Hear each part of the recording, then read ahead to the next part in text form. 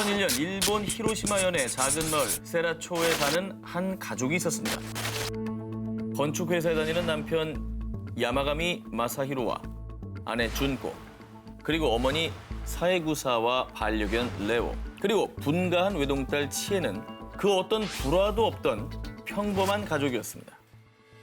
2001년 6월 4일, 아내 준코 씨는 회사 동료들과 중국 다롄으로 여행을 떠나기로 했습니다. 그런데 그녀가 약속 시간이 지나도 나타나지 않자 친구들은 그녀의 집을 찾아갔습니다. 그런데 인기척조차 없자 급 불길함이 들어 경찰에 신고를 했습니다.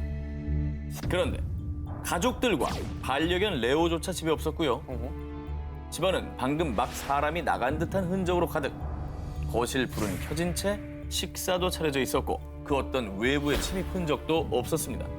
휴대폰과 귀중품도 그대로였습니다. 그렇죠, 이게 저런 상황이면은 약간 납치. 그렇죠. 누군가에 대해서 끌려간 게 아닌가. 납치를 뭐 한두 명을 납치하는 사건이 있어도 이렇게 온 가족을 다 납치하는 건 뭔가 이상하죠. 뭐 가족에 대한 원한 뭐 이런 게 아닐까요? 당시 히로시마 경찰은 헬리콥터까지 동원해서 대대적인 수색에 나섰지만 별다른 성과는 없었습니다. 그런데 2002년 9월 7일 호수에 차가 전복된 것 같아요. 야마가미 일가의 집에서 약 18km 떨어진 교마루 댐에 가뭄으로 저수지가 바닥을 드러내자 그 속에 있던 자동차가 모습을 나타낸 겁니다. 그 차량은 실종된 야마가미 가족의 차량. 그곳에서 가족의 시신과 반려견 레오까지 나란히 발견. 발견 당시 가족 모두는 슬리퍼에 잠옷 차림이었고 안전벨트까지 하고 있었다고 합니다. 이게 뭐죠? 부검 결과 시신에선 수면제 등 약물이 검출되지 않았고요. 외상 등 타살의 흔적도 없어 결국 히로시마 일가족 실종 사건은 집단 자살로 수사가 종결됐습니다. 와, 이게 말이 되나? 그리고 만약에 자살을 계획하고 있었다면 아내 준코는 중국 여행을 갈 준비를 했을까요? 게다가 딸 치에는 약혼자와 결혼을 앞둔 상황이었다고 합니다. 무려 18년이 지난 지금까지도 다양한 억측이 난무하는 히로시마 일가족 실종. 아니, 자살 사건. 과연 진실은 무엇일까요? 2018년 7월 1일 우유를 사기 위해 1층 식료품점을 찾은 부차란 싱씨. 그런데 이날따라 이상하게도 식료품점 주인이 보이지 않았습니다. 자, 친분이 있던 터라 주인 가족이 사는 3층 집으로 올라가 봤는데요. 그런데 그의 눈앞에 펼쳐진 충격적인 광경. 천장에 환기용 쇠창살에 목이 매달려 있었고요. 아유, 너무 기이해요. 저게 뭐야. 집단 자살로 보기에도 이해가 안 가고. 인원이 너무 많죠. 응. 하지만 강도 사건이라고 하기엔 여성들이 착용하고 있던 금 장신과 고가의 휴대전화 등이 그대로 남아 있었고요. 외부의 침입 흔적이나 폭행의 정황은 전혀 발견되지 않았습니다. 뭐야? 자, 그런데 말입니다. 응. 집에서 수상한 일기장 한 권이 발견이 됐습니다. 어. 의식은 행하는 날은 요리해선 안 되고 다른 이들이 스스로 목을 맬 동안 한 명은 감시해야 한다라는 내용이 담겨 있었습니다. 사이비네, 의식이네. 의식이네, 의식. 자, 일기장의 내용이 알려지자 주술 행위를 통한 집단 자살 가능성이 거론됐는데요.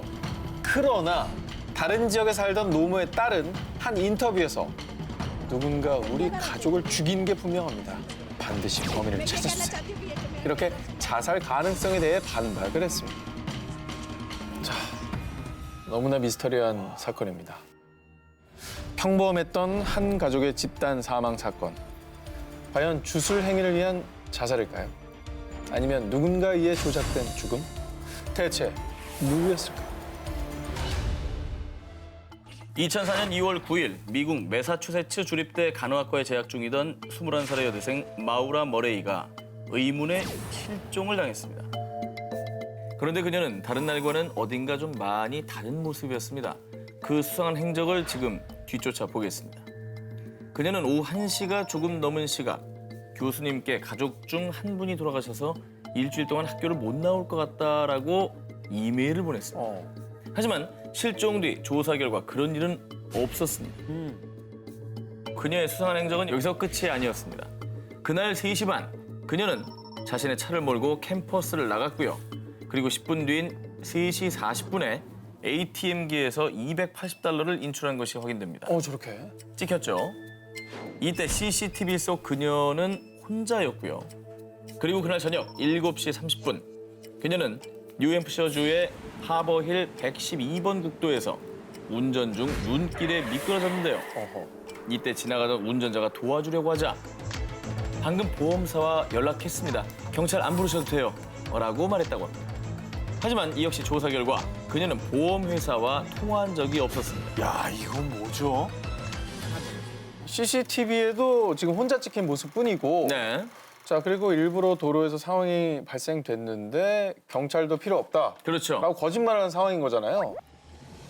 그런데 7시 46분경 또 다른 목격자의 신고로 결국 경찰이 도착했을 때 마우라 머레이는 차만 남겨둔 채 휴대전화와 신용카드만 갖고 이미 사라진 상태.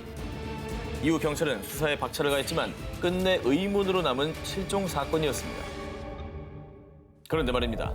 마우라 머레이가 실종된 지 8년 뒤인 2012년 아이디 112dirtb라는 한 유저가 너튜브에 동영상을 올리면서 이 사건이 주목받게 됩니다. 첫 번째 영상에는 누군가 차 안에서 어딘가를 비추고 있는데 그 장소가 바로 마우라 머레이가 실종된 곳입니다.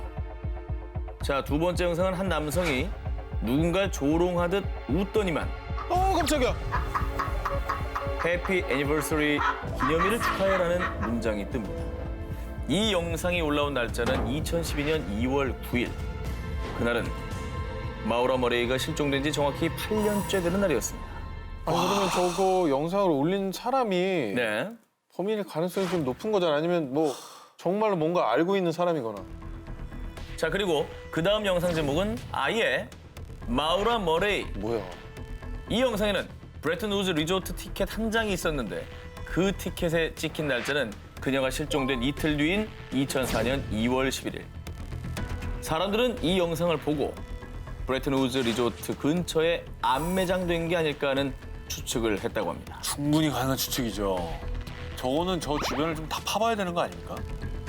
하지만 이 동영상을 업로드한 유저 알든 올슨을 잡았는데요. 아, 잡았어요? 당시 그는 정신질환을 앓고 있었고요. 이 사건과는 관련이 없다고 판단해 더 이상 수사는 하지 않았다고 합니다. 그녀는 대체 그날 어디로 가고 있었던 것일까요? 혹시 정말 누군가에게 협박을 받고 있었던 건 아닐까요? 정말 의문의 동영상은 그녀의 실종에 전혀 관계가 없는 걸까요? 2014년 3월 29일 네덜란드인 두 친구 22살 리잔과 21살 크리스 두 친구는 파나마의 보케테로 여행을 떠났습니다. 울창한 자연에 반한 두 친구. 그래서 홈스테이 가족이 키우는 개 블루와 함께 하이킹을 하러 갔는데요. 그런데 어두운 밤이 될 때까지 두 소녀는 돌아오지 않고 데리고 갔던 반려견 블루만 혼자 집에 왔습니다. 뭐죠? 왜? 경찰들은 곧장 수색을 시작했는데 하지만 그녀들의 모습은 어디에도 없었고요. 결국 파나마 당국은 특수부대를 동원 그리고 두 소녀의 모국인 네덜란드 경찰팀까지 가세해 수색에 총력을 다했습니다. 하지만 무려 10일 동안 숲을 샅샅이 뒤졌음에도 그녀들의 흔적은 발견되지 않았죠. 아, 어디로 갔을까요? 그러게요. 갈 데가 없잖아요. 저기 뭐 산인데. 대체 어디로 간 거죠? 그런데 그녀들이 실종된 지 10주가 지났을 무렵 단서 하나가 발견됐습니다. 리잔이 메고 나간 파란색 가방이 발견된 건데요. 그런데 이 가방이 발견된 곳은 홈스테이 지역인 보케테에서 걸어서 무려 15시간이나 걸리는 한 강둑이었습니다. 가방 안에는 현금 83달러와 여권, 물병, 카메라, 속옷, 그리고 스마트폰 2대가 있었습니다. 네. 경찰들은 이 스마트폰으로 역추적을 시작했죠. 응? 그녀들이 하이킹을 떠난 날은 4월 1일. 그런데 하이킹 시작 몇 시간 만에 그녀들은 네덜란드와 파나마의 응급 전화번호로 긴급 전화를 시도했습니다. 하지만 신호가 잡히지 않아 전화 연결에 실패. 하지만 이후에도 멈추지 않고 이후 7일과 10일 사이에 긴급 전화를 한 횟수가 무려 77번.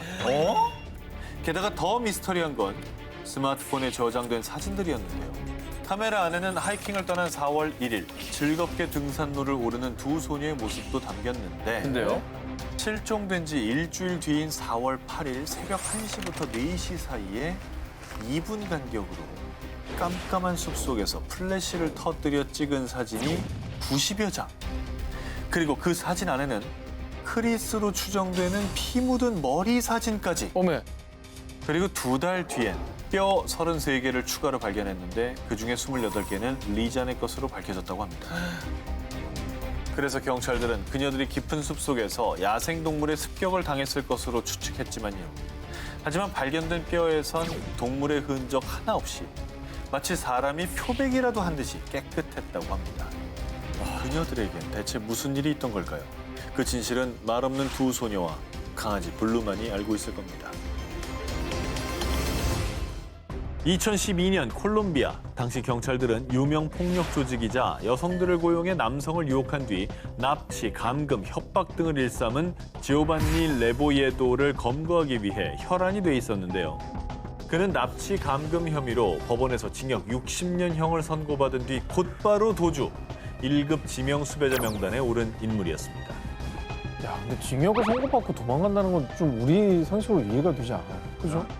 레보에도가 도주한 직후 유명 폭력 조직의 일원인데다가 얼굴도 알려져 있던 상황이라 사람들은 조만간 그가 체포될 거라 생각했는데요. 그런데 말입니다. 이게 웬 귀신이 고칼 노릇입니까? 레보에도를 잡기 위해 경찰들이 온갖 수단과 방법을 가리지 않고 그를 추적했는데요. 그러나 무려 1년간 그 어디서도 그에 대한 흔적은 발견되지 않았고요. 마치 이 세상에서 완벽히 사라진 듯 감쪽같이 자취를 감춰버렸던 겁니다. 경찰들이 일단 정말 쌍심지를 켜고 추적을 했을 거 아니에요. 도망갔다면 본인의 명예가 떨어지기 때문에. 그렇죠. 2013년 어느 날 콜롬비아 비앙키아 인근에서 감쪽같이 사라졌던 레보에도가 드디어 체포됐다는 소식이 전해졌는데요. 그런데 체포 당시 모두를 깜짝 놀라게 한 그의 모습. Penal Municipal de Bogotá dictó una condena de 60 años por 뭐요? delitos de concierto. 체포를 당시의 모습은 지금 누가 봐도 이제 여성의 머리와 뭐 그런 모습이잖아요. 그런데 원래 남자였는데 두 가지 옵션이 있는 거 아니야? 원래 남자였는데 여장을 했든지. 그래. 아니면 원래 남자였는데 여자가 된 건지. 자, 이게 어떻게 된 일이냐? 레보에도가 약 1년간 경찰의 수사망을 교묘히 빠져나갈 수 있었던 이유가 여장을 한 게 아니라요. 아예 성전환 수술을 감행. 로잘리나라는 이름의 30대 여성으로 완벽하게 변신했던 겁니다. 야, 이거는 성형 수술을 능가하네. 그렇지. 성도를 바꿔버렸어. 뭐 이건 굉장히 초유의 사태라 어떻게 반응드리기가 좀 참. 아니, 어떻게 체포된 겁니까? 그게 궁금하죠? 네. 불심 검문 중이던 경찰의 눈에 띈 한 여성. 어디서 많이 봤는데 누구시더라? 그 레보에도랑 너무 닮지 않았어? 근데 알아본 게 진짜 대단하잖아요. 아니, 이게 어딜 봐서 알아볼 만한 그 얼굴이냐고. 경찰들의 눈썹이 대단하시네. 이걸 보고 어떻게 알아보냐고. 경찰들을 그러니까. 칭찬해야겠네요. 네. 뭐 DNA 검사한 것도 아니고 그냥 육안으로 잡은 거잖아요. 잡은 거죠. 아니 사실 뭐 이렇게 해서 신분 완벽하게 숨겨서 어떤 범죄를 어떻게 저지를지 모르는 거잖아요. 그렇지. 정말 다행이네요. 그리고 법에 처벌 안 받았잖아요. 범죄자 신분을 감추기 위해 성전환 수술까지 감행했던 도망자. 성별은 바뀌어도 범죄를 저지른 사실까진 바꿀 수 없습니다. 미국 로스앤젤레스의 부촌 베벌리 힐즈의 주택가 수십 곳에서 강도 사건이 발생. 경찰은 절도범을 찾기 위해 수색을 벌였지만 수사에 난항을 겪었는데요. 비벌릴스를 저도 뭐 예전에 뭐 다른 촬영 때문에 가봤는데 저기는 절도범이 가도 절도할 생각을 못할 정도로 굉장히 CCTV도 많고 보안도 철저하고. 당시 절도범은 정말 대담하게도 당당히 얼굴을 드러내고 범행에 나섰고요. 범인의 모습이 CCTV에도 포착돼 경찰이 CCTV를 분석하기까지 했습니다. 저 고화질인 거 봐. 그런데 정말 이상하게도 그를 알고 있다는 사람도 그에 대한 제보도 전혀 없었는데요. 아니 근데 너무 얼굴이 잘 드러나고 보이잖아요. 뭐 가린 것도 없고. 근데 CCTV에 저렇게 고화질로 찍혔는데 어떻게 못 잡고 저렇게 수사망을 피해 나갈 수 있었던 거죠? 자, 그런데 지난 5월 CCTV를 분석하던 경찰은 영상 속 남자에게서 아주 중요한 한 가지 공통점을 발견합니다. 가만.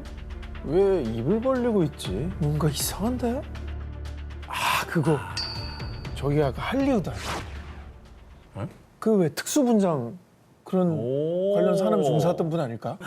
맞네, 이거네. 입이 안 벌어. 경찰은 범인이 항상 입을 벌리고 있는 특이한 모습을 포착. 그리고 이 모습을 단서로 범인을 특정했고요. 프로웰, 당신을 절도 혐의로 체포한다.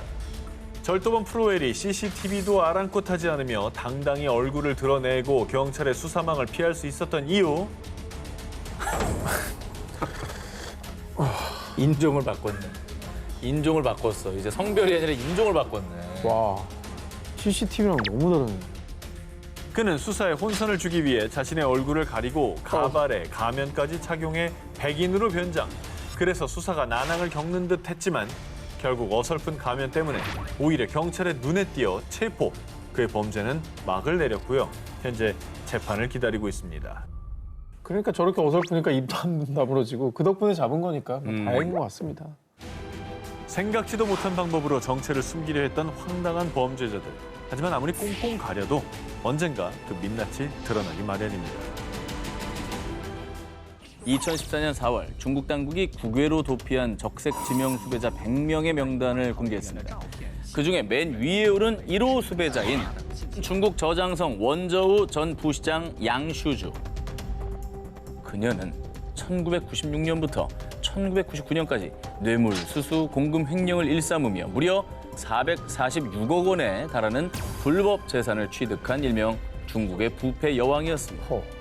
하지만 2003년 중국 당국이 조사에 착수하자 양슈주는 타국으로 도주, 무려 11년 넘게 도피 중인 상황이었습니다. 야, 11년 넘게 어떻게 안 잡혔죠? 와, 중국 공안도 서슬퍼런데. 그렇죠.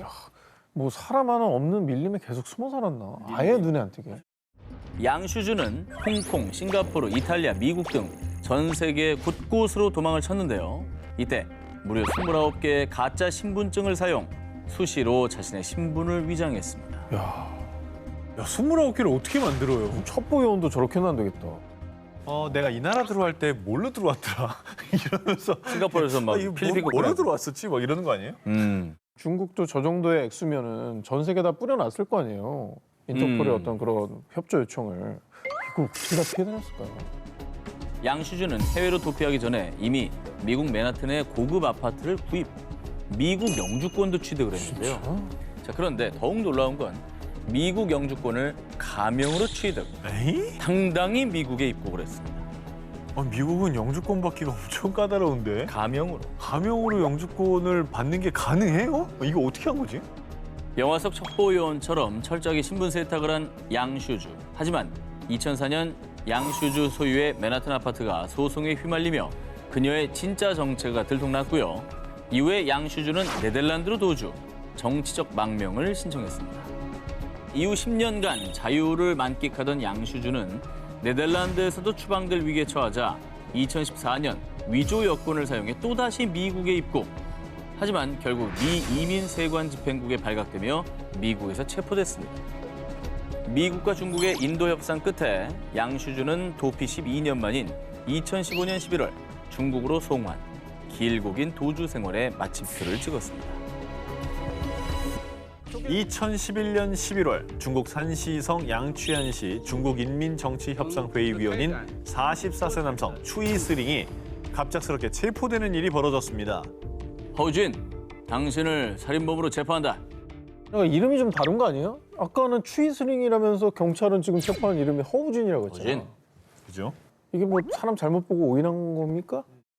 먼저 허우진이라는 인물에 대해서 설명드립니다. 16년 전 중국 지린성 장춘시에서 식당을 운영 중이던 허우진. 그는 식당을 찾은 한 손님과 갑자기 시비가 붙었고요. 말다툼 끝에 손님을 살해.